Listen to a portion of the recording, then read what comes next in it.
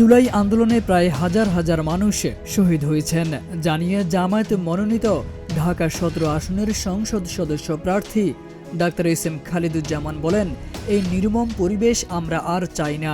আমরা একটি সুন্দর বাংলাদেশ চাই, যেখানে মিলেমিশে সবাই একসঙ্গে বাস করব। এই ফ্যাসিস্ট সরকার যখন চরম পর্যায়ে যায়, তখন এদেশের ছাত্র জনতা নতুন করে ২৪-এ ঢুকে দাঁড়ায়। এই ছাত্র জনতা তাদের জীবন দিয়ে, তাদের রক্ত দিয়ে আমরা ২৪-এর পরে বিভিন্ন ভাষায় গিয়েছি। সেই একমাত্র সন্তান কিন্তু এই বাংলার মানুষের মুক্তির জন্য তারা শহীদ হয়ে গেছে। প্রায় ১৫০০-এর উপরে মানুষ শহীদ হয়েছে। অসংখ্য ভাই এবং বোনেরা কারো এক পা হারিয়েছে, কারো দুই পা হারিয়েছে, কারো এক চোখ, কারো দুই চোখ।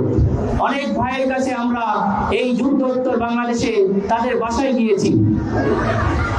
তারা কোনোদিন তার মাকে দেখতে পারবে না, তারা তার ভালোবাসার মানুষটাকে দেখতে পারবে না। তারা আমাদের কাছে যখন কোশ্চেন করে, স্যার আমি কি আর কখনো দেখতে পাবো না, এই কোশ্চেনের কোনো অ্যান্সার আমাদের ছিল না। তারা তো আমাদেরই মায়ের সন্তান, তারা তো আমাদেরই ভাই, তারা তো আমাদেরই বোন। কি অন্যায় তারা করেছিল। আমরা এই পরিবেশ আর বাংলার বুকে চাই না।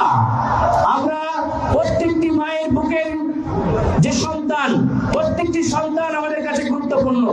আমরা চাই না কোনো মায়ের বুকে আর খালি হোক। জুলাই আন্দোলনে আমাদের ছাত্ররা একটা নতুন পরিবেশের মাধ্যমে নতুন স্বপ্ন দেখিয়েছে জানিয়ে ডাক্তার খালিদুজ্জামান বলেন, সেই স্বপ্ন এখনো ধ্বংস হয়নি। ২৪-এর আন্দোলনের মাধ্যমে ছাত্র জনতা, ভাই বোন, যুবকরা আমাদের এই পরিবেশকে নতুন করে গড়ার একটা স্বপ্ন দেখিয়েছে। সেই স্বপ্ন এখনো শেষ হয় নাই।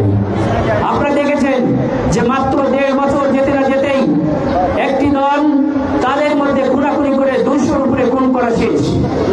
সামান্য প্রস্রাব করা নিয়ে কে আগে করবে পরে করবে বিতর্ক করতে গিয়ে একজন আরেকজনকে খুন করে ফেলেছে। ফ্যাসিস্ট সরকারের রায়ের পরে মিষ্টি বিতরণকে কেন্দ্র করে একজন আরেকজনকে খুন করে ফেলেছে। বাংলাদেশ জামায়াতে ইসলামী গুলশান পশ্চিম থানার উদ্যোগে জনগণের স্বাস্থ্য সুরক্ষায় মশারি বিতরণ অনুষ্ঠানে এসব কথা বলেন ডাক্তার খালিদুজ্জামান। তারেক আজিজ খান, প্রজন্ম ২৪।